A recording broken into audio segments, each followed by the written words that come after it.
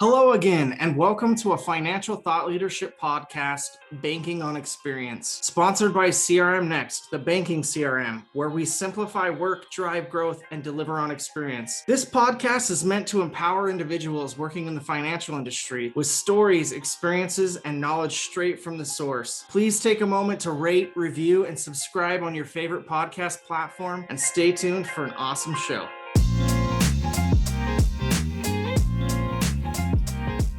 Hey everybody, welcome to another episode of Banking on Experience. I'm your host, James Gilbert.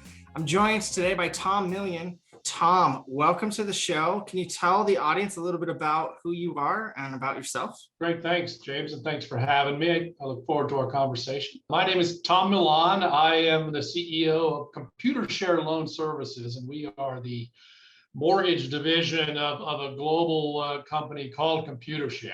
As far as I'm concerned, my career has been spent in the mortgage business. I came up through the Wall Street side of things, but about 20 years ago, started a cooperative of mortgage companies that we grew into the largest cooperative in the mortgage space, serving about 500 mortgage customers, mortgage institutions rather. And Computershare bought our company about 5 years ago and asked me to be CEO soon thereafter. And so here we are today.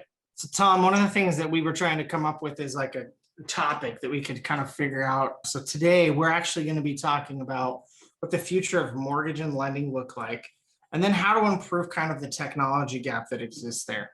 So I want to start by first having you do a quick introduction on Computershare and loan services. Tell us a little bit about that and what you do there. Great. Computershare is a global financial services company. It's headquartered in Australia. We're a public company that trades on the Australian Stock Exchange.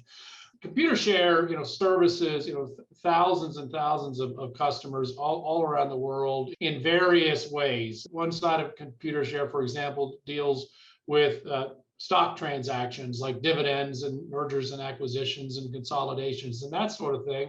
Another side of Computershare deals with the mortgage business in the US and the UK.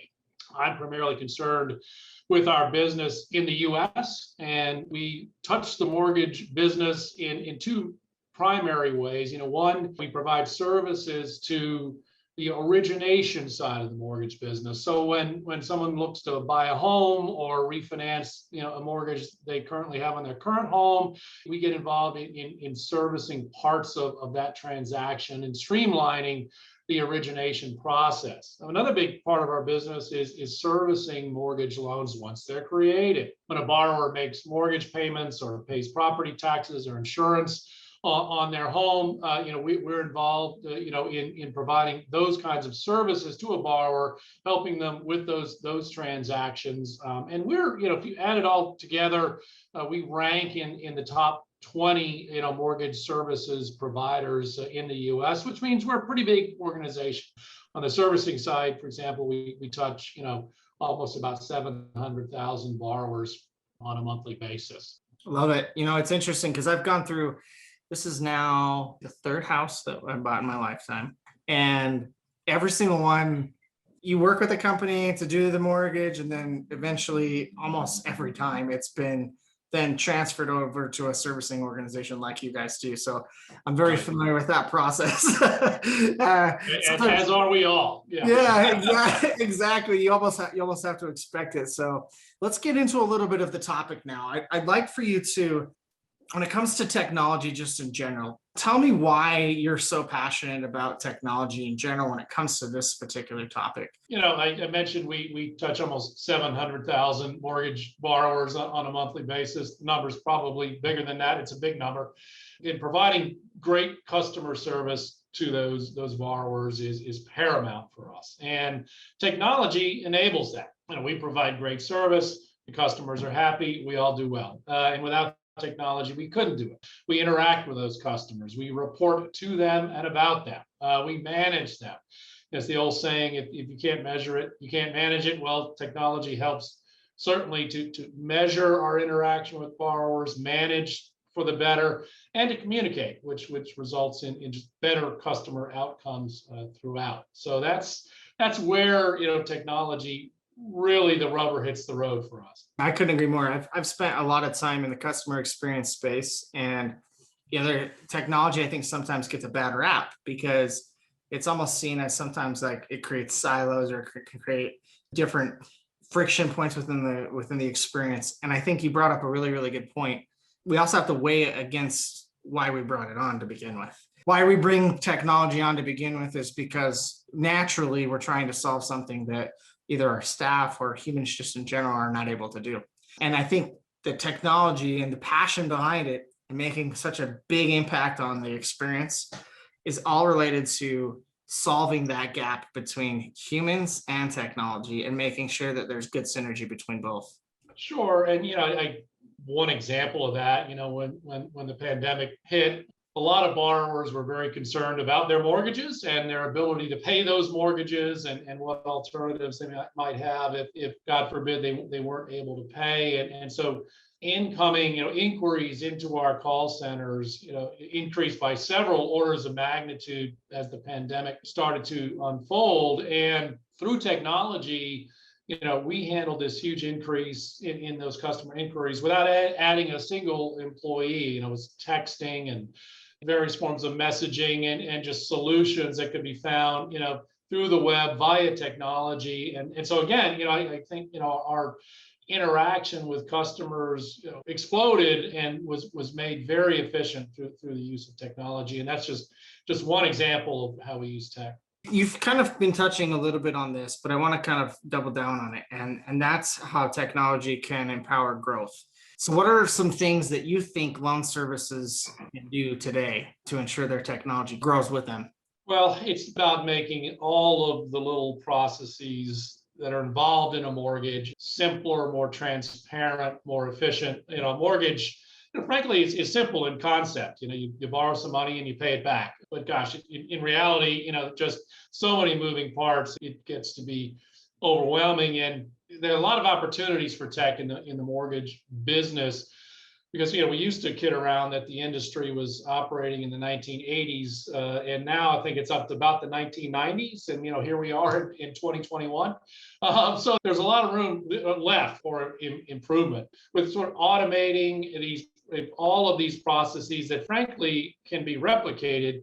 That really is how I think we grow together, and we grow to provide more mortgages, more service, handle stress in the industry, say like happened with the pandemic, without having to add a bunch of people, which you really probably couldn't find anyway, or you'd just be able to survive the tough times with an assist from tech.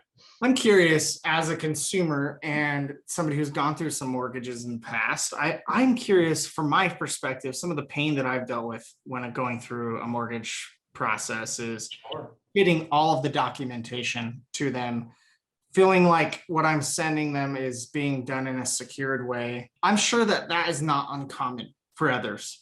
But what do you think are some common things that you guys are helping address when it comes to just the pain that maybe people are facing when they're going through mortgages and the process behind it? You're not alone, by the way. I've spent my career in the mortgage banking business, and I think on the origination side of things, you mentioned security of the data, but it's also access to the data. I mean, it kind of doesn't make a lot of sense that every borrower in the country has to go and get a PDF of their bank statement and get a PDF of their verification of employment, get the tax return, get all these various documents. So all the processes of gathering data that supports an underwriting decision when a loan is applied for, it really is sort of called big data, right? And so how do you access the sources of big data like bank accounts and tax returns and salary information that is probably on ADP or a vendor like that? Getting bridges between those sources of big data and the underwriting process where a loan is either approved or not dramatically improves the process. And that's sort of borrower-centric information. There's also information about properties. Property valuation has been automated greatly, over the years. Maybe it's not in the 1990s, maybe it's in 2005 on the valuation side, but So anyway, valuation data can also be automated, so it doesn't all have to be reinvented every time a loan is either being created or being refinanced. So links to those big data sources, a big source of efficiency on the origination side. Tom, you've talked a little bit about this bridge with technology, and it sounds like to me that could potentially be the future of what this industry is going to look like, specifically when it comes to lending and mortgages. And when it comes to simplifying the whole process with lending and mortgage, do you feel like you have a good line of sight into what that simplification needs to look like? I do, and there's not one broad stroke that immediately simplifies the process. It's a lot of little pieces, but mostly again centered around gathering data from the various sources that have to enter into the underwriting decision for a loan, like bank accounts and employment information and property valuation. So linking to those data sources, linking those sources with a loan underwriting, loan underwriter and underwriting process, that would greatly streamline the process. And it just happens one link at a time. Link to payroll information, link to tax information, link to property values. That's one huge area of improvement. And we are steadily moving through the automation of those processes, and it helps in a number of ways, not the least of which is to increase the speed and accuracy of the underwriting decision. With technology, links to big data, that process really shouldn't take 90 days. It should take 14. All right, so that'll be a big outcome, and one that will give borrowers, I think, a sense of comfort in the transaction as well. Oh, my bank account information hasn't been sitting out there in ether for 90 days. You can get through the transaction, get it done, and move on. Let's talk about default situations. How can technology help with those? Default servicing is really about trying to, default's kind of an ugly word, right? And, but it's really about trying to find the best outcome for the borrower. And to do that, technology helps with, predictive analytics, kind of a fancy way of saying, okay, how much do we think a particular borrower can afford? What sort of level of payments can the borrower afford? And therefore, what sort of loan programs can be made available to them? What level of interest rate? What terms of payback? How can they pay back the payments perhaps that they've missed? And then, predictive analytics come into play around property valuation as well. What's the property worth that the borrower is where the borrower is living, and what is it predicted to be worth as we move forward, and sort of to analyze all of the variables, in the situation, makes for a better outcome, instead of the old school collection call. Right? Let me call the borrower and tell them, pay me my money. We don't do that, right? We're trying to figure out a way to get the borrower through a difficult situation to the benefit of the borrower and everyone involved. And tech can sort of help us to predict what might be the best outcome, the best payment plan, the best way to deal with the equity that may exist in the property, et cetera. And actually, all of that helps. Certainly, we think that sympathy, compassion, and understanding, in the situation with the borrower that's facing clearly a difficult circumstance, those things matter. And with data, I think the conversations with a borrower aren't really about debates about the data. It's more about, hey, how can we help, through the situation? I feel like we could do an entire episode just on the data portion and the predictive side of this, because I think that there's a giant opportunity there. And you alluded to some of it. I think bridging some of the technology gaps that exist with other technology companies and bringing them together, but then also structuring. Part of my background in actually growing up into marketing is a strong data background, big data. And to have that historical stuff, like there's so much data that the finance so much that it kind of fascinates me how much it's not being leveraged like it should be in these processes. It really does kind of blow me away. The other industries that are so new to big data, that don't even have the mass history that you would typically need to have, are doing it better. And they have less data, less experience with it. And there's just a giant opportunity here from a predictive side that I think is going to be just booming over the next couple of years. I think it's going to make a huge difference. There is, yeah. I mean, it's a long history of trying to move, the mortgage industry, the mortgage process into a better place from a technology standpoint. Gosh, Microsoft tried back, 30 years ago to stick your credit card in an ATM and get a mortgage. Was there sort of their feeling? Believe it or not, Microsoft was sort of trying to pioneer that concept. Then, before the credit collapse with the subprime mortgages and et cetera, I suppose the strategy then was you just don't look at the data, you just make the loan. See where that got us.